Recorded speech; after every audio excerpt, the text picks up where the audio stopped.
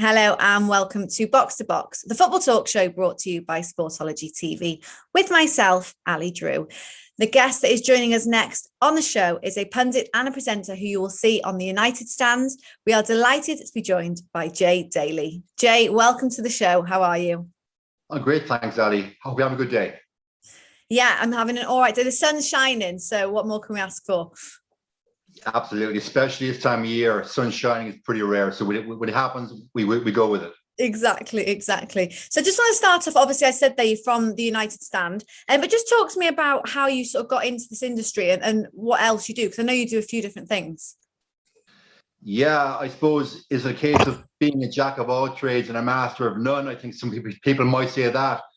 I retired from bike racing 10 years ago, raced at an international level. Then I competed in men's physique bodybuilding for a couple of years. And while I was doing that, I was working in sales and working in radio. And I just stumbled into punditry during the World Cup in 2016 on a radio station here in Ireland. And ever since, they seem to like what I got to say. I'm not always someone that the viewers agree with, but I think that my producer likes the fact that I'm going to be a little bit political, and he's obviously when I'm on and I say something that's not in the mainstream media, the producer loves it because the texts and emails start flying in. So again, it's good. I just stand watching Mark and the boys for a couple of years, and just start interacting with them on social media. Ultimately, Jay, come on, do a show, see how it goes. Again, I'm probably the most pragmatic one, I think, of a lot of presenters. I don't hold back on my views, and the fans seem to like that. Yeah, I mean, it's brilliant to be opinionated and not sort of be changed by the fact that everyone has an opinion on social media on you. Regardless of what you think, you're never going to please everyone on social media. Fact. That's very true. And, at the end of the day, football has always been, and I hope it will always be, about opinions. Just because I'm on the United stand and have a forum doesn't mean my opinion has any more gravitas than yours, Ali, or 10,000 fans watching. Everyone has their opinion and they're entitled to it. Yeah, exactly. Well, we do need to talk about Manchester United, obviously, and just the season that they're having so far. So obviously they're second in the table. So at the moment, doing well. But it has been a crazy season for them. At one point, they were in 14th place. And then within a few weeks, they were up to, I think they were top, actually. They went to top of the table. So just talk to me about this season in general for United. Okay. I suppose to put it in context, the second place that United have right now, for me, it's a smokescreen. It's 1 point clear of Leicester.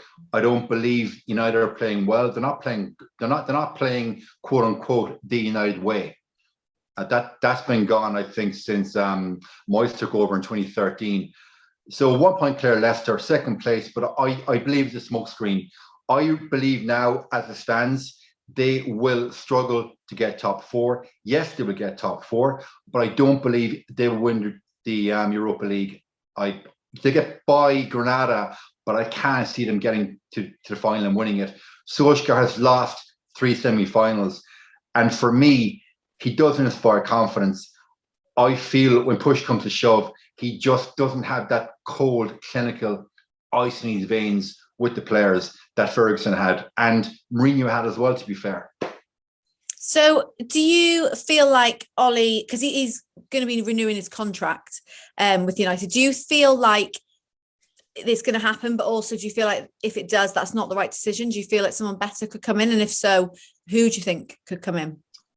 Okay, there's 2 parts to that question. The first issue I have is the fact that he is getting the contract renewed irrespective of where he finishes, be it top 4 the Europa League, winning it or getting semi-final. So him getting a new contract isn't predicated on actually winning a trophy. And for me, I think that's a very defeatist attitude on behalf of the board.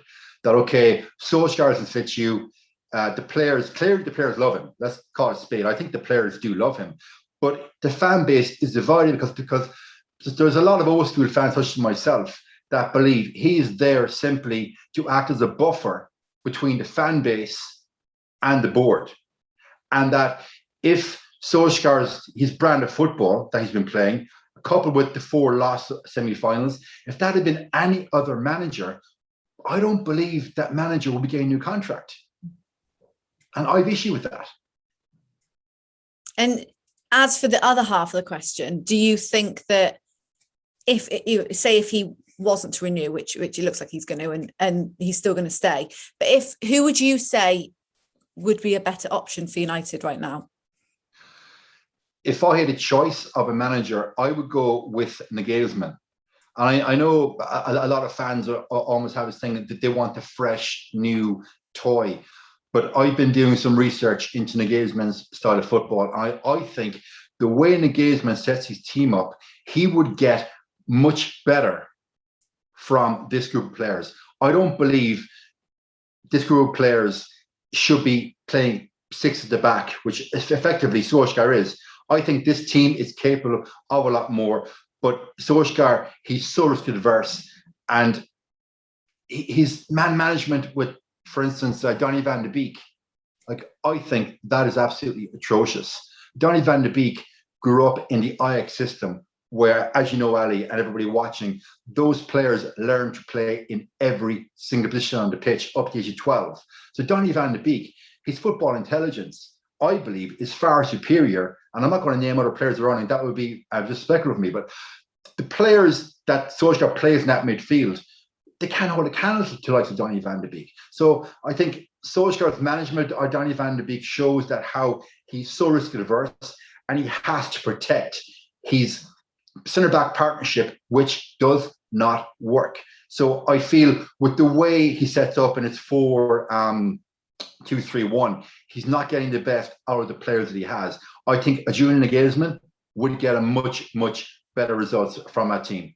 And, to be 11 points behind Man City this time of the season, a better manager, I don't see a better manager, drawing 5 games in a row. And a lot has been made of United win 29 games without losing away from home. But if you look at the stats, a lot of that were nil and draws. Yeah, and obviously you've got to look at the terrible record at home. That says it all as well. Yeah, I totally, Ali. And if the fans were in the ground at Old Trafford, I don't believe they would stand for that brand of football. And Mourinho, I know I hark back to Mourinho because he's the most recent manager, but I was at Old Trafford many, many times with the chorus of attack, attack, attack. So the fans of Old Trafford will not stand for this counter-attack defensive football. They won't stand for it. Do you think that, obviously, you said you're a lifelong United fan, and so you would have seen Solskjaer play. Do you think it's a mistake when legends from a team then become manager of the team, unless they've got a lot of experience, which he doesn't really have a lot? Do you think it's a mistake? Because obviously, if things don't go well, and he's he's renewing his contract, but if, say, in the future he gets sacked or whatever it is, it almost tarnishes his name around United. Yeah, that's unfortunate. Solskjaer, no question about it, is a club legend. And for me, he scored the most important goal in the club history in Nou Camp in 1999. No question about it. So, yes, if ultimately he fails to win a trophy and ultimately becomes sacked, because let's face it, very few managers get to go on a 10, 12-year reign in a club and retire on their own without getting sacked. Yeah. It doesn't happen anymore. So ultimately, you're a football manager. Ultimately, you're going to get sacked. That's just the nature of the business. I would hate for his legacy to be tarnished. However, if he's not back in the summer, which I don't think he will be, I feel I've tweeted out many, many times that we are in for another winter discontent. And we feel that next November, December, the same conversation could be had again. We're sitting around 4th, 6th place. We're out of Champions League. Where do we go? So that is the danger. And we saw what happened to Frank Lampard. Yeah. Frank Lampard, for me, one of the greatest midfielders England ever produced. Was fantastic at Derby County, went to, as we know, Chelsea, was given all the tools. But I think, unfortunately for Frank, and I rate Frank as a footballer and as a manager, unfortunately for Frank, he was given far too many tools, far too fast. In the day, we said it, it's the old cliche, management in real life, it's not playing FIFA. Mm. And an owner like Abramovich, he doesn't stand for that. An owner like Abramovich, it's all about winning. Mm. But for the Glazers, it's about getting top four. That's all I'm interested in. Yeah, it's true. That is true. Just looking ahead to the sort of the transfers this summer, there's a lot of talk of Haaland moving to, you know, one of the top teams. Do you think that United would have a chance at getting him? If one is to believe the propaganda put out there by the club, they're in the race. Mm-hmm. I firmly believe that's propaganda. That's just to get clicks on social media. And for any newspaper, they put Manchester United in the story, it's a click. It's for traction. You can clip this up. I put it on record now. Manchester United will not be signing Haaland this summer. Okay. They don't have the financial resources. And I don't believe for a second that Mino Raiola is going to negotiate with Manchester United again. And the story came out this morning, the interview he did, I don't know if you've seen it, the interview he did with The Athletic. He was very, very derisive in his comments regarding the club and Alex Ferguson. So barring the Paul Pogba on or off, will you, won't you stay, I can't see that club doing business with Raiola in the future, personally. Okay, interesting. Another player who is doing incredible since he's been on loan, Jesse Lingard, you know, wasn't playing for United, wasn't looking good. He's obviously gone on loan. He's playing great. He's playing great for England as well. Do you think that he can find a place in the Man United team? If Jesse Lingard comes, look, first of all, Jesse Lingard has respected the fan base. Any minute he played for the club, he gave his all, and that's unquestionable.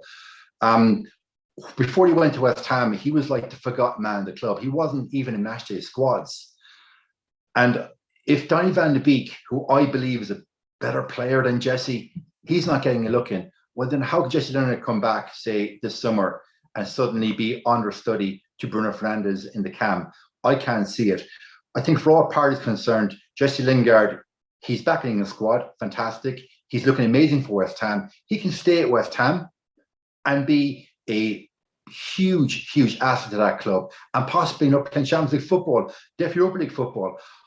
What I'd love to see, the fan in me would love to see Jesse being transferred to West Ham, and United paying what, 40, 50 million with Jesse and getting Declan Rice. That's the fan in me, but the reals is saying that won't happen either.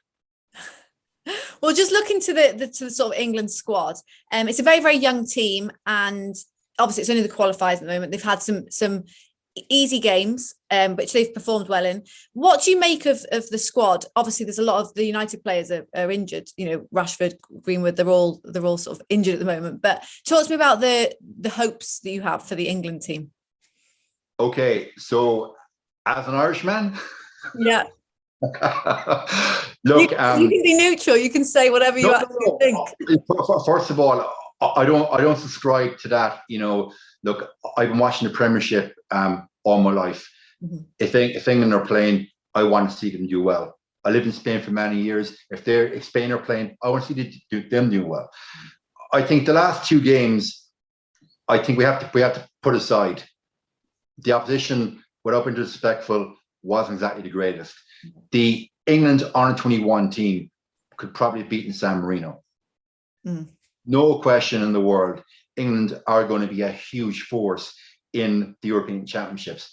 However, Southgate's biggest problem is putting the round pegs in the round holes. And I feel, for instance, players like Jack Grealish, for me, has to play out on the left, game in, game out. But for some reason, when the manager is picking what he deems to be his best 11 in his head, Jack Grealish doesn't get a look in. So the biggest problem is getting the right 11 players on the pitch at all times. And Southgate, that's a very, very tough assignment. He's the first England manager since the days was it Steve McLaren and Spingo and Erison, when the debate was it was Paul Scholes, Stevie G, and who do you play? Frank Lampard. That triangle. And neither of those managers had the wherewithal to make a call, right? Frank, you're on the bench, I'm starting Scholes. Or Gerrard, you're on the bench, I'm starting Frank. And I think that's going to be a huge problem for Southgate in this European Championships.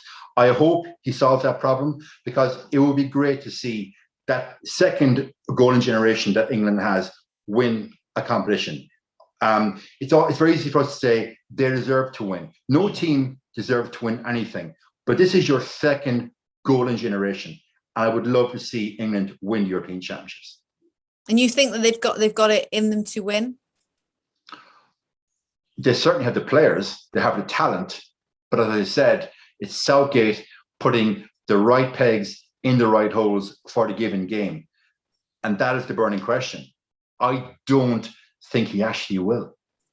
Okay. Interesting. Just talking about the Premier League in general, the season in general. There's obviously been no fans, so it has been a very different season. There wasn't much of a gap, in the summer due to the delay. So no one had sort of time off. They just went straight into the new season. And there's been a crazy amount of goals in some of the games that we've seen up and down from every team, really. They've had good spells, bad spells. Just talk to me about how you've enjoyed this season so far. I think we have to park Man City, because Man City are just an absolute juggernaut. And all credit to Pep Guardiola and a squad of players. They have set the new benchmark.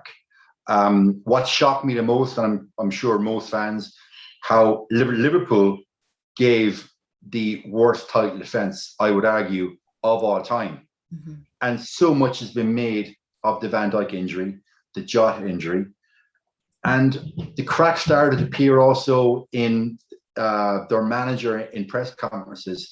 The formerly likable, charismatic, happy manager that Klopp has portrayed himself to be over the last couple of seasons. We came to Christmas time, and he also became truculent and derised in the media. And for me, I think when the players saw the cracks in their manager publicly, then I would argue then what cracks were there internally between him and the players. And I think ultimately then after Christmas, the wheels fell off that Liverpool title defense.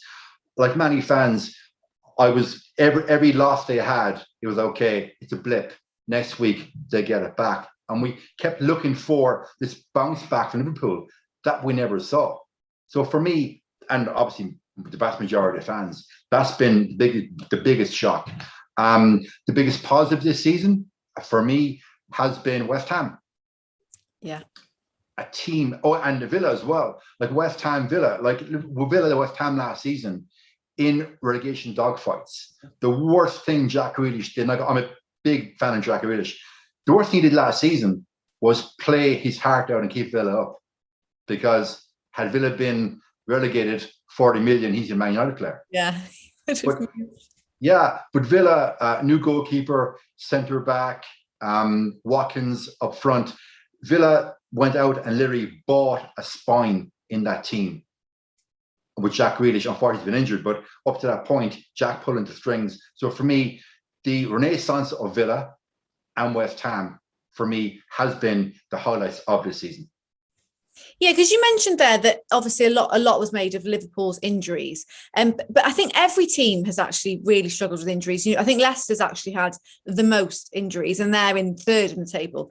So it's granted they were very key players for Liverpool, but it is definitely an underperformance this season, regardless of the injuries from them. Because even if with the injuries, you'd think, okay, they're not defending it, but they're still in contention around the top, but they're just nowhere near. Yeah, they're not. And as I said, the cracks in Klopp's armour were manifested in his post-match interviews, which I'd never seen cracks in him before.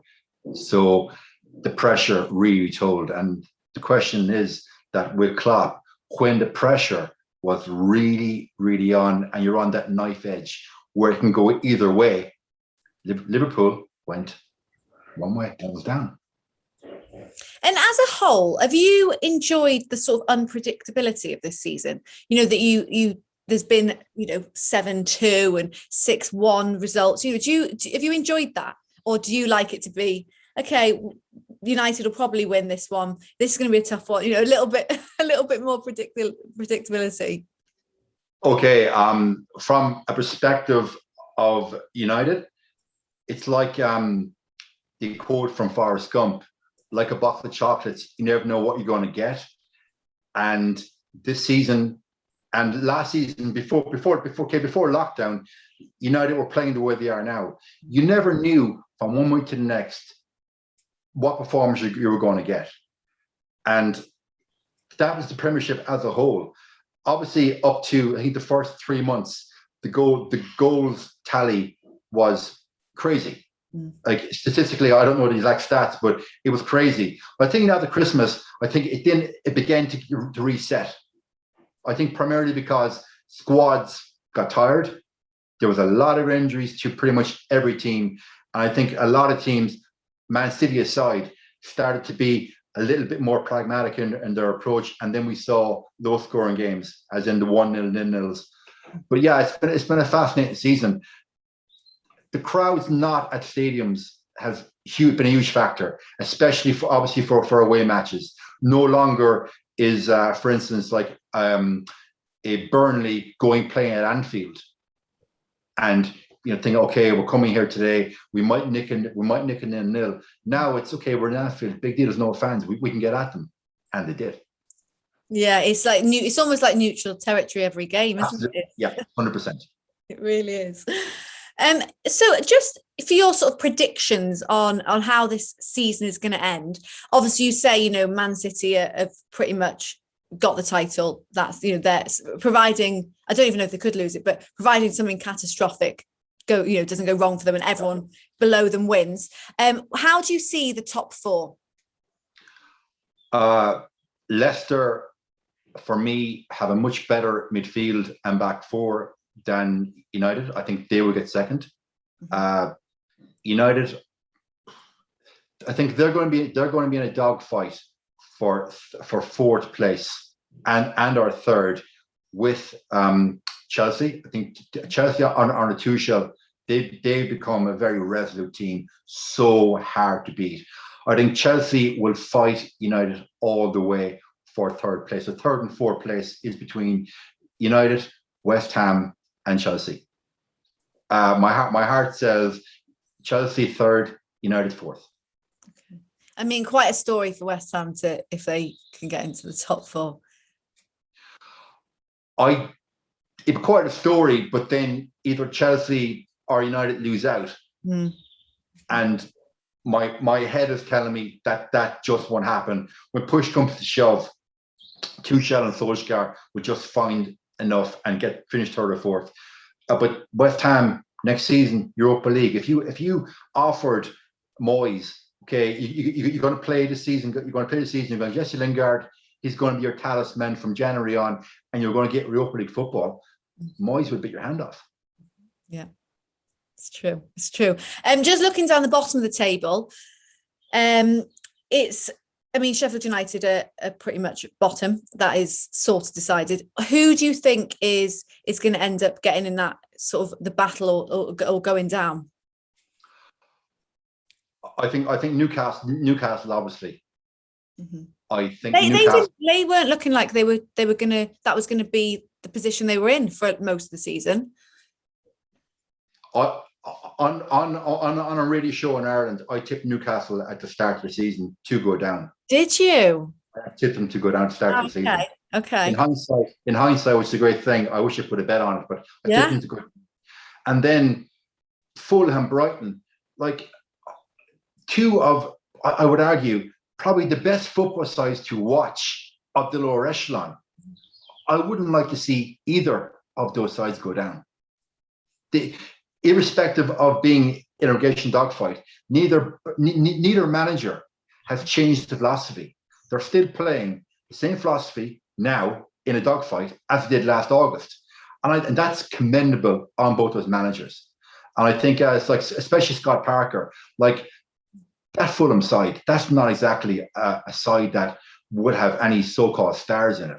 But Scott Parker, he hasn't changed his philosophy one little bit. And if they go down, I hope they don't, I think Scott Parker, the likes of him, he could definitely manage top six side. I've got no doubt. Yeah, it will be interesting. It will be interesting to see, because throughout the whole season as well, all I've heard is, oh, Brighton, tough side to beat. You know, oh, they're going to be tough, and you're like, well, they are, but they're fighting at the bottom of the table. Yeah, but I think as well for Brighton, they lost Terry Lamptey there. I think it was before Christmas, and he was a serious threat for them on the right hand side, and a lot of their counter attacks stem from the speed of Terry Lamptey. I personally believe if Lamptey was playing for them week in, week out, they'd most likely have another 7 or 8 points. Interesting. It'll be interesting to see. Not long to go. But before we finish, I ask everyone this in the football media world: who is the greatest player that you've ever seen play live?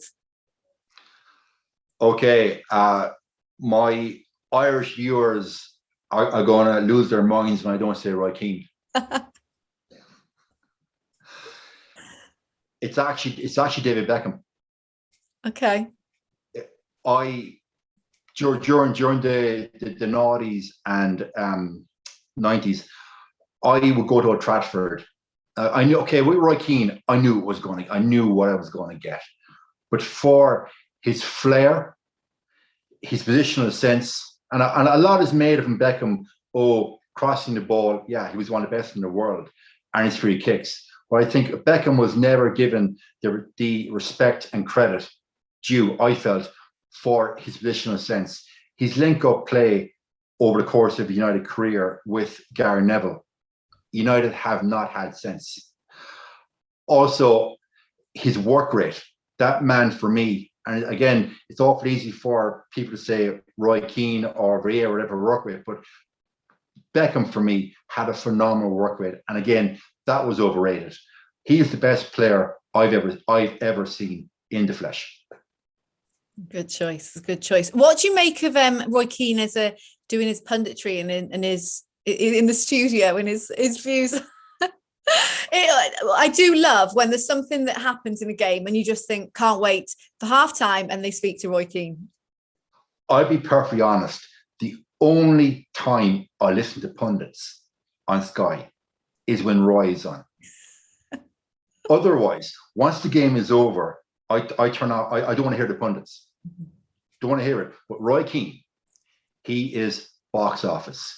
Now, one does not agree with everything Roy says, and Roy doesn't say anything just for effect or for drama. I don't believe that for a second. Roy Keane expresses exactly what he feels, and that alone commands respect.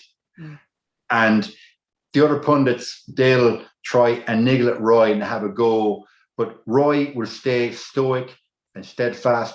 He won't get emotional. He'll just give his cold-hearted clinical views on the game, and I like that. Yeah, he is. He's brilliant, and it's entertaining. And the dynamics of Micah Richards, and it makes really brilliant. Yeah. At the start of the season, I was thinking, oh my God, Micah Richards, like, why the hell are you on with Roy Keane? Yeah. It shouldn't work. Yeah, it shouldn't. It shouldn't work at all. But by God, it's box office TV. It's brilliant. It's brilliant. The one that always sticks in my mind when Micah Richards said he burst onto the scene, and he carried on talking, and Boy just sat there and then waited for right to the end. He said, "Did you burst onto the scene?" He's like, "I did. Yes, I did." Brilliant. Jay, thank you so much for joining us. It's been great chatting to you, and hopefully get you back on the show again when we're further into the season and we know what's going to happen towards the end. My pleasure. Have a great day. Thank you so much. Great to have Jay Daly on the show there. But guys, stay tuned. We have lots more coming up. We've got some great guests booked in, so stay tuned for those. But please continue to do what you can to support the channel. Subscribe, leave us some comments, let us know what you think, share, whatever you can. We do really appreciate it, and we will see you next time.